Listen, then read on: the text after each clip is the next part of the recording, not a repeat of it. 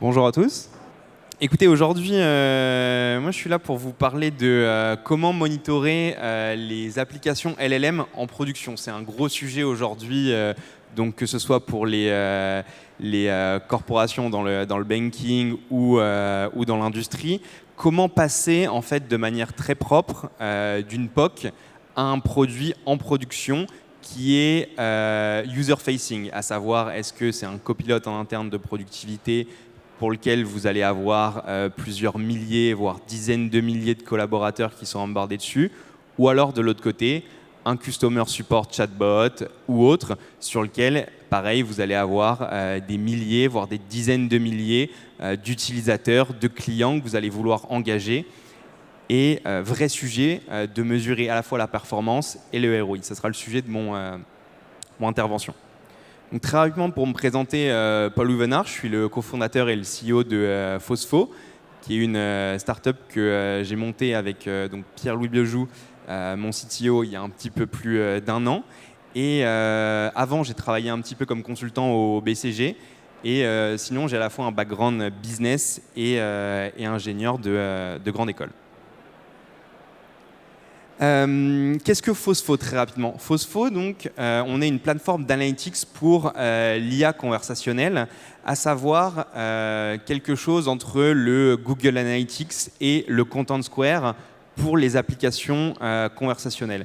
On va permettre en fait à tous les product managers, à tous les product owners et aux équipes data science en dessous d'elles de très facilement réaliser des analyses NLP sur les messages entrants, donc des utilisateurs, les prompts des utilisateurs, et les messages sortants, à savoir donc des LLM, des RAG, pour être capable de détecter les grands use cases, les personas, les topics d'intérêt et autres. Et ensuite, comparer les performances entre les versions vis-à-vis de KPI, et c'est là le plus important, de KPI métiers, qui dépendent vraiment du use case, qui est aujourd'hui très peu fait.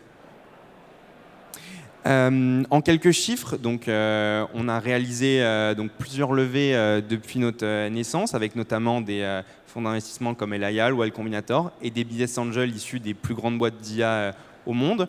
On a aujourd'hui 34 compagnies qui utilisent notre plateforme, dont 4 issues du CAC 40. Et en termes de nombre d'analyses réalisées, on est à plus d'1 million aujourd'hui depuis un peu plus de 6 mois maintenant. Donc, comme je vous l'évoquais, depuis 2 ans, les entreprises, les startups, les corporates ont essayé une variété de use cases extrêmement impressionnantes. Ça va du GenAI SDR au Productivity Assistant, au Coding Assistant, à des bots d'engagement et autres. Pour autant, c'est extrêmement compliqué de mesurer le retour sur investissement, le ROI, de ces nouveaux outils GenAI. Et ça, c'est problématique. C'est problématique parce que tout le monde a bien conscience de la manne financière en termes de réduction de coûts ou de gain de productivité que ces outils peuvent apporter. Pour autant, extrêmement compliqué de les mesurer. Et en plus, c'est des challenges opérationnels.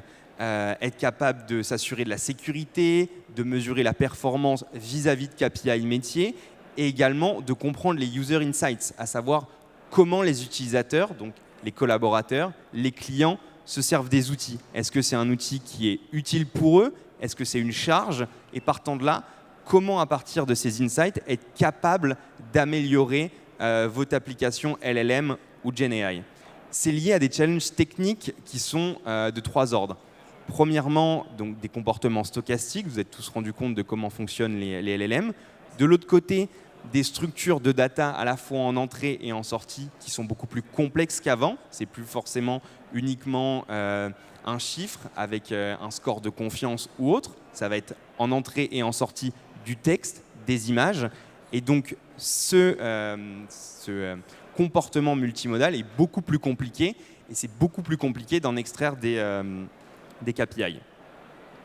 C'est un petit peu ce que j'aime bien appeler avec mes cofondateurs le papillon de la GenAI. Sur les anciens modèles d'IA, entre guillemets, ou sur de l'IA un petit peu plus traditionnelle, On envoyait des outputs très complexes, c'est-à-dire des masses de chiffres, éventuellement des images, du texte, de l'audio, et on allait chercher à en extraire un output assez simple. Est-ce que c'est une catégorie sur une image dans de l'image detection?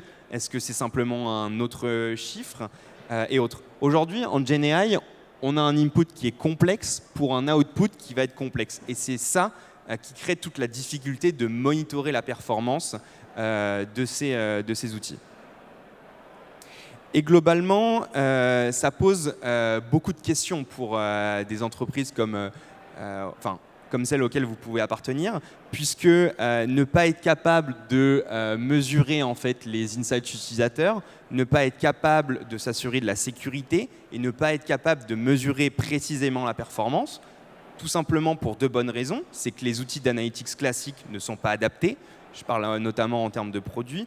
Des outils comme Content Square, Amplitude, qui permettaient de faire du Product Analytics un petit peu à l'ancienne, ne sont plus adaptés, tout simplement parce qu'ils ne répondent pas aux nouvelles problématiques qu'apportent les LLM.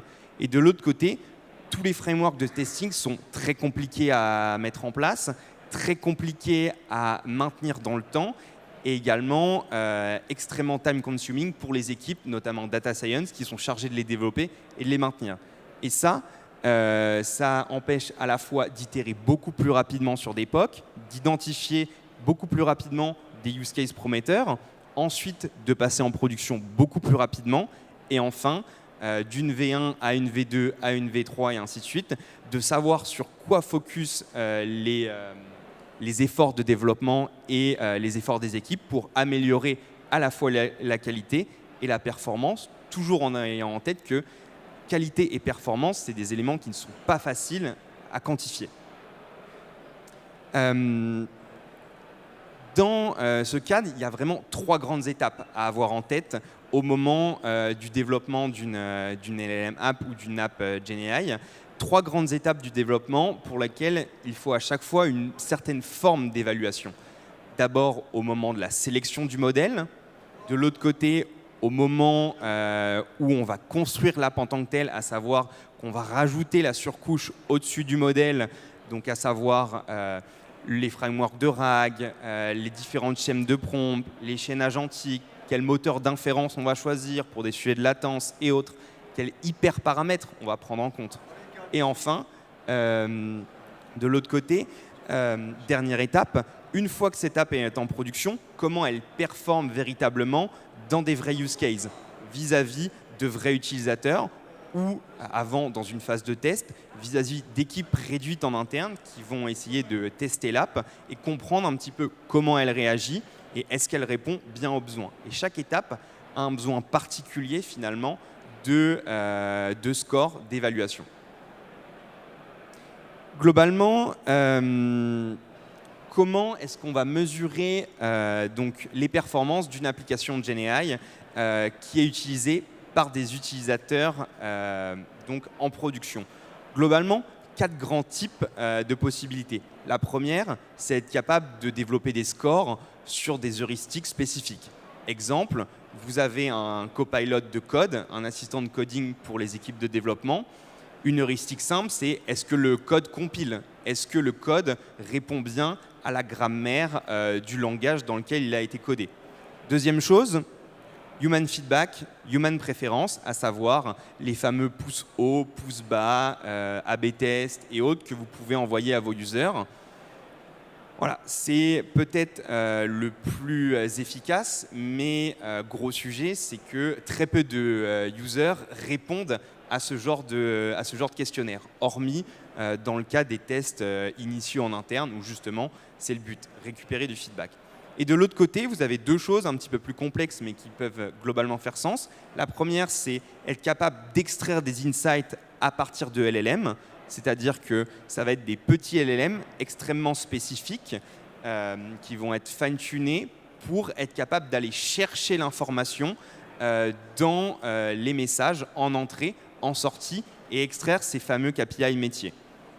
De l'autre côté, vous avez également l'idée d'analyser les inputs et les outputs, non seulement grâce à des LLM, mais également grâce à des choses un petit peu plus simples, notamment du clustering et autres. Qu'est-ce que ça implique? Ça implique de embedder les messages d'une autre manière et de réaliser des nuages de points pour en fait être capable de clusteriser en fonction de ce que vous voulez voir. Est-ce que ça va être en fonction du use case? Est-ce que ça va être en fonction de l'intention utilisateur? Est-ce que ça va être en fonction du sentiment des utilisateurs? Est-ce que ça va être en fonction de la business line, de la business produit que votre chatbot, en fonction des questions auxquelles votre chatbot répond? Voilà, ça va vous permettre d'explorer un petit peu plus facilement et plus profondément les datas. Globalement, c'est un petit peu les enjeux que j'évoquais juste avant. C'est très compliqué de définir des heuristiques sur des IA conversationnelles et surtout sur des assistants généralistes. Pourquoi? Eh bien, tout simplement parce que souvent, les IA conversationnelles, le but, c'est de répondre à une variété de use cases assez importante. Donc, définir des heuristiques spécifiques, ça ne fait pas forcément sens.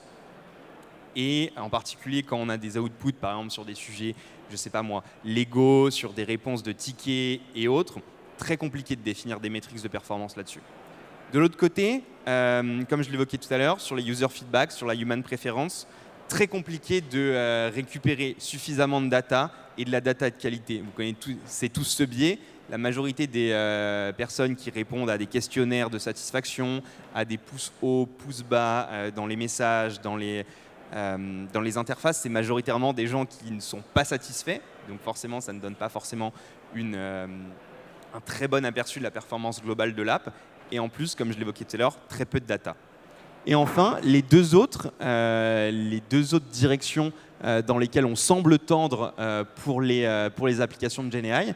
D'un côté, une sorte de relecture LLM as a judge des messages pour aller extraire l'information à la fois marketing, à la fois business, à la fois produit qui fait sens pour les différentes équipes.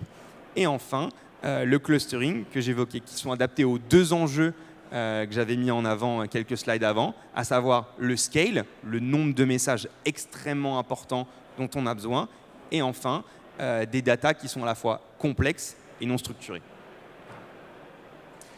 Globalement, ces deux éléments-là, comme je vous le disais, ça va vous permettre d'avoir une vue un petit peu dominante sur le sujet, consolidée, et qui va vous fournir des métriques métiers, puisque c'est des analyses qui sont paramétrisables et qui sont scalables pour identifier des personas, des use cases et également des outliers.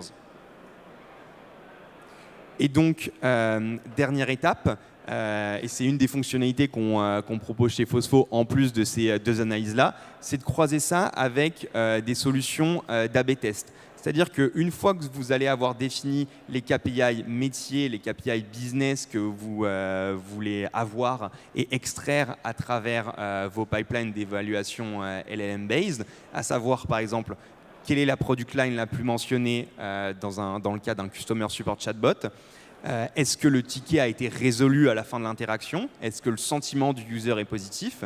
Globalement, c'est trois grands KPI qu'on observe pour un de nos plus grands clients.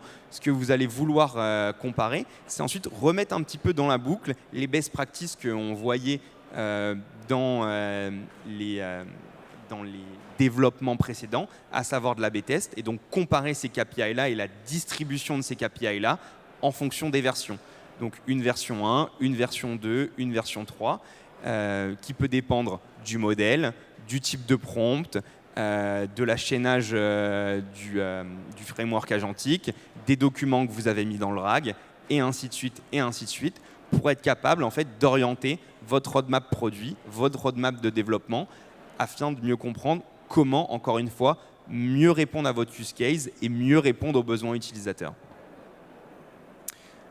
Donc voilà, je ne serai pas plus long et je vais vous libérer pour aller déjeuner juste ensuite. Mais ravi vous avoir rapidement présenté un petit peu ce grand framework, cette overview un petit peu de comment monitorer des LLM en production. Et si vous avez des questions, je serais ravi d'y répondre. En parallèle, n'hésitez pas aussi à passer à notre stand en N30 dans la salle principale.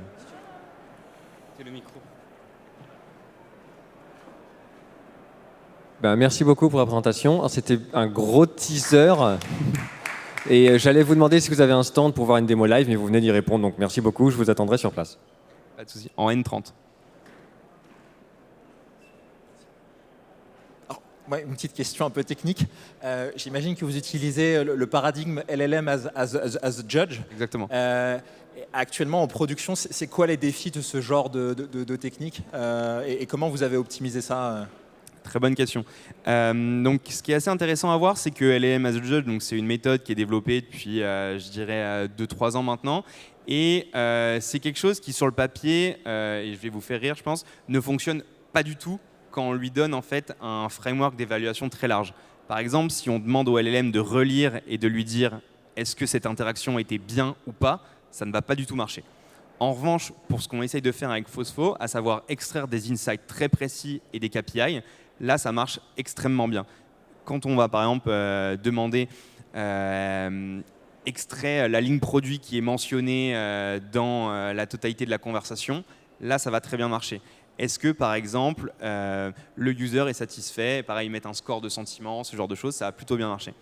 Sur les gros enjeux, c'est que forcément, c'est assez lourd en termes de compute, d'inférence et de scale. Donc, ça va être la capacité à utiliser des très petits modèles suffisamment spécifiques et suffisamment rapides pour faire ce genre d'analyse. Aujourd'hui, nous, on utilise des plus petits modèles. Je ne sais pas s'il y a quelqu'un de Mistral dans la salle, mais des petits Mistral fine-tunés spécifiquement dédiés à des tâches. Et ensuite, donc des Mistral 7B globalement.